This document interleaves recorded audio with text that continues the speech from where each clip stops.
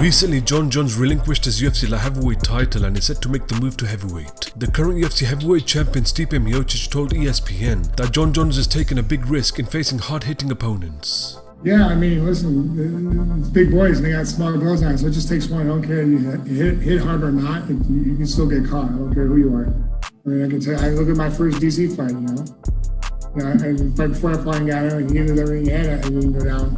Or DC coverage I didn't see, I went down. So, I mean, I don't think it's that much easier. I mean, push got more weight to worry about. It's not just 205.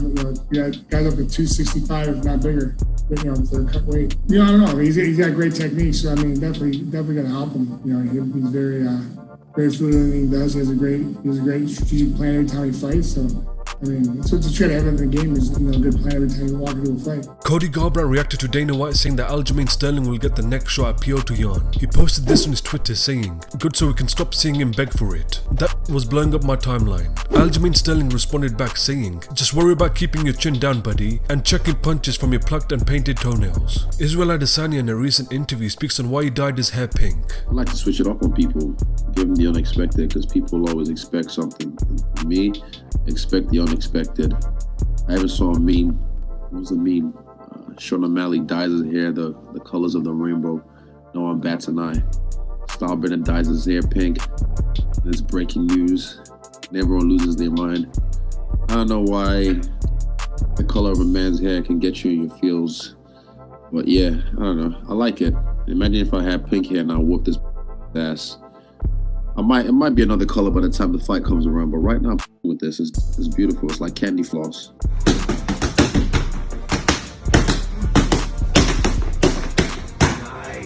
Anthony Johnson at the BKFC press conference confirms that he's making a comeback in the UFC's Light Heavyweight division. Honestly, I miss the sport. You know what I mean? I miss the sport. I miss competing.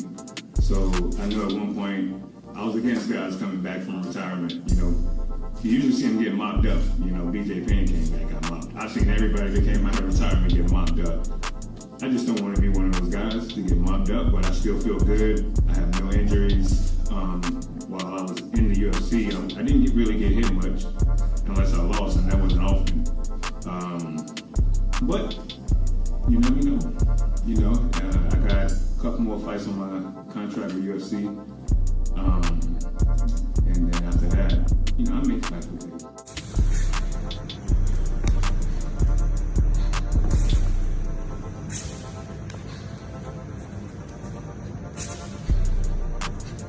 Anthony Smith on the Believe in Me podcast gives his thoughts on Jon Jones vacating his title to move up to heavyweight. It's not often that I get to say good things about Jon Jones, and I know that he doesn't necessarily like my commentary on him a lot, but I'm honest and I'm fair, and it's I think that he did the right thing. It's very similar to what GSP did, where it's easy to be the champion. You make a lot of money as the champion, and he could have gone through these negotiations and pretended like he wanted to do the champ thing and move up to heavyweight and kind of hold everyone else up. And he didn't do that, which is a kind of a cool thing, and the UFC didn't seem like they're in a rush to strip him. So he's good for business. He is the pound for pound best in the world. So I think it was a cool thing of him to do, to just kind of step away, let the rest of us kind of fight for it and do our thing. And kind of go in his own lane as a heavyweight. On the flip side of that, as a competitor, you know how it is. Like, I want that back. So if he's going to stay a heavyweight, that sucks for me. I'll probably never get that shot again. But in the grand scheme of things for the division and how it affects everybody else, I think he made the right decision. We could talk about Jon Jones as negatively as we want, but one thing you can't say about the man is he's not afraid. I mean, he's fought the best of the best his entire career. He's fought all comers. He's never ducked anybody.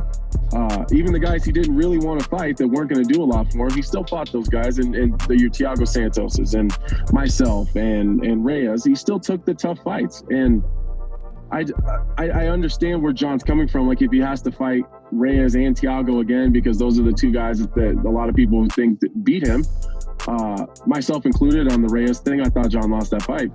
What does it do for him to keep fighting the same guys for I get it. Like, I don't think Jon has some master plan, and that's what people are making it seem like. He's got some master plan up his sleeve. I don't think that's it at all. I think it's as black and white as he wants bigger paychecks, and he's not going to get those at 205, and so he's going to go up to heavyweight, and he wants to stack some paper. I think it's that simple. I think he wants bigger paychecks. The only way he's going to do that is going up to heavyweight. I think he does well. I think Jon Jones has always been a heavyweight. I think he's just a heavyweight that sucks himself down to 205. There's plenty of videos and pictures, and people have seen him, you know, at 240. You know, he does get big. He gets, a lot of it's around his midsection. But I think Jon said it best himself. If you look at the guys in his family, Jon's by far the smallest one. So he has the genetics and the ability to put on solid weight and to do it in a way that's not going to hinder his performances. So I think that he'll be happier at heavyweight. And I think that he beats most of those guys, barring a couple of the guys at the top. I think that he cruises through most of those guys fairly easily.